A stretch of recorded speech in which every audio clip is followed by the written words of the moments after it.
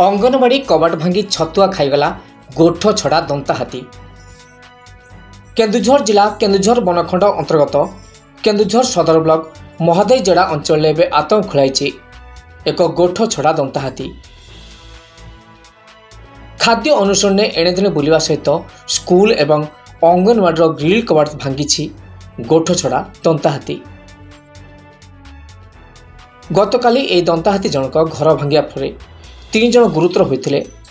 आज कुड़िया घरा ग्रामर स्कूल ग्रिल भांगा सहित अंगनवाड़ी कबाट भांगी 2 पैकेट छतुआ खाई यही गोठ छड़ा दंता हाथी। गत किछि दिन हम ए अंचल 29 टिकिया हाथीपल धान फसल खाइबा सहित व्यापक मात्रा फसल सबको दली चकड़ी नष्ट करथिले। हेले दंता हाथीटी एवं गोठ चढ़ाया पर गाँव में पशि लोकों घर भांगा सहित धान चाउल खाई जाउछि, जहाकु नहीं अंचल बासिंदा एक प्रकार भयभीत अवस्था अछंती। केन्दुझरु Saroj Kumar Mahapatra report, OTN TV.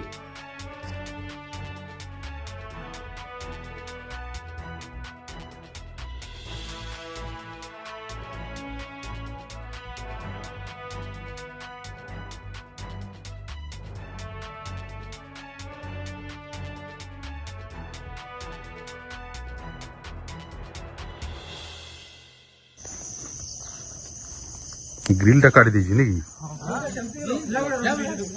पुणी ये रखी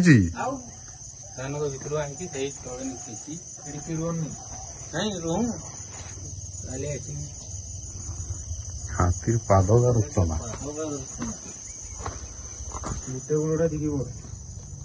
घर कई शुणी थे कि